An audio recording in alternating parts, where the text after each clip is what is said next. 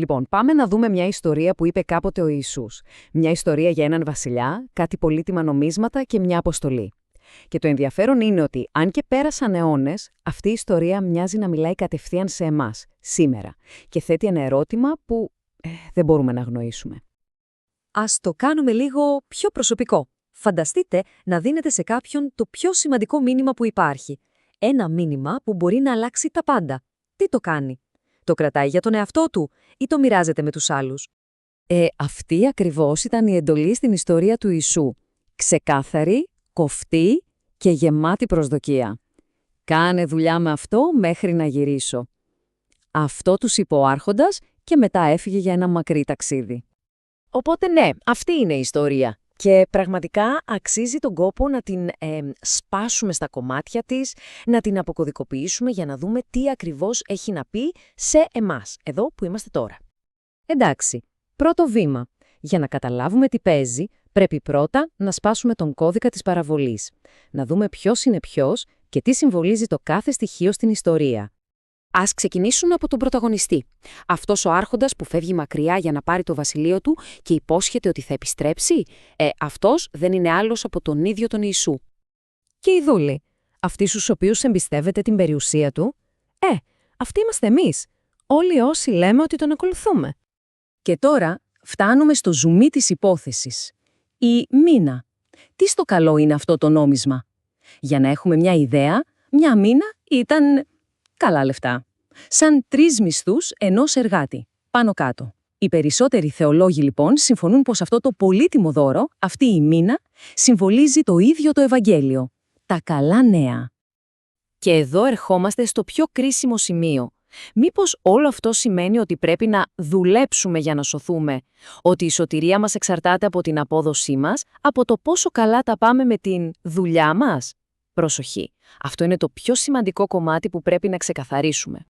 Η απάντηση είναι ένα τεράστιο και κατηγορηματικό όχι. Ο αληθινός δούλος, αυτός που έχει καταλάβει, δεν φοβάται, δεν τρέμει, γιατί ξέρει. Ξέρει ότι η σωτηρία δεν κερδίζεται, είναι δώρο. Τελεία. Είναι θέμα χάρις του Θεού, όχι δικής μας απόδοσης. Πρέπει οπωσδήποτε να κάνουμε αυτή τη διάκριση στο μυαλό μας. Σκεφτείτε το έτσι. Η σωτηρία είναι σαν το εισιτήριο για έναν αγώνα. Στο δίνουν δωρεάν, από πίστη. Οι ανταμοιβές, από την άλλη, είναι το μετάλλιο που μπορεί να κερδίσεις μέσα στον αγώνα, ανάλογα με το πώς έπαιξες. Εισιτήριο και μετάλλιο. 2 εντελώς διαφορετικά πράγματα. Ωραία. Αφού ξεκαθαρίσαμε λοιπόν ότι η σωτηρία είναι δώρο, τι γίνεται με τη μνήμη? Ποια είναι η αποστολή? Τι μας ζητάει ο βασιλιάς να κάνουμε με αυτό το Ευαγγέλιο που μας εμπιστεύτηκε? Λοιπόν, αυτή η φράση στην παραβολή, το «κάντε δουλειά με αυτό», στην πραγματικότητα είναι η ηχό μιας άλλης πολύ αληθινής εντολής του Ιησού, της λεγόμενης Μεγάλης Αποστολής, που λέει ακριβώς αυτό: «Πηγαίνετε και μοιραστείτε τα καλά νέα με όλο τον κόσμο». Και τι σημαίνει πρακτικά αυτό το «κάνω δουλειά»? Στην ουσία, είναι 3 απλά πράγματα. 1. Δουλειά με τον εαυτό μας, να αφήνουμε το Ευαγγέλιο να μας αλλάζει. 2. Να μοιράζουμε το μήνυμα με όσους δεν το έχουν ακούσει. Και 3. Να βοηθάμε όσους ήδη πιστεύουν να δυναμώνουν στην πίστη τους. Αυτό είναι όλο.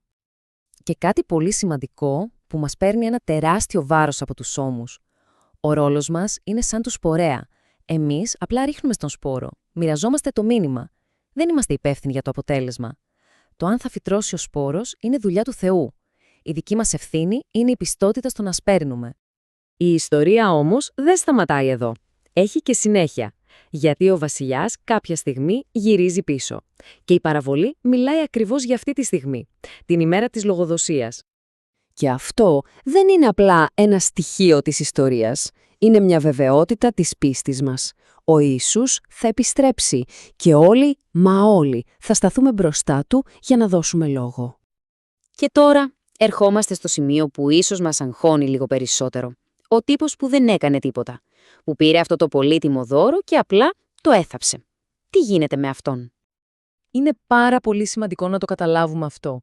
Ο δούλος αυτός δεν κρίθηκε επειδή ήταν κακός άνθρωπος ή εγκληματίας.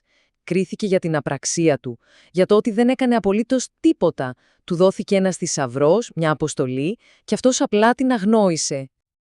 Ας δούμε τώρα τους άλλους 2. Ο ένας έβγαλε 10, ο άλλος 5. Αλλά ακούστε τι τους λέει ο βασιλιάς. Το μυστικό είναι σε αυτή τη φράση. Επειδή στο λίγο στάθηκες πιστός. Δεν τους είπε μπράβο για τα νούμερα, τους επιβράβευσε για την πιστότητά τους. Αυτό είναι που μετράει. Και κάπου εδώ η παραβολή τελειώνει. Και το ερώτημα περνάει από την ιστορία κατευθείαν σε εμάς. Η ανάλυση σταματάει και ξεκινάει η ώρα της προσωπικής απόφασης. Έχουμε λοιπόν μία μυντίνα, ένα πολύτιμο δώρο, μία αποστολή.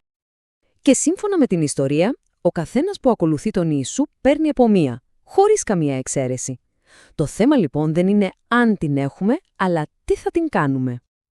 Η μία επιλογή, να την θάψουμε, να την κρύψουμε, από φόβο, από αδιαφορία, από οτιδήποτε, να κάνουμε σαν να μην υπάρχει. Και η άλλη επιλογή, να την επενδύσουμε, να πιάσουμε δουλειά με αυτό το δώρο, με αυτή την αποστολή, έχοντας εμπιστοσύνη ότι ο βασιλιάς θα ανταμείψει την πιστότητα όταν γυρίσει. Θάψιμο λοιπόν ή επένδυση. Η παραβολή αφήνει την επιλογή ανοιχτή και η απάντηση είναι του καθενός μας.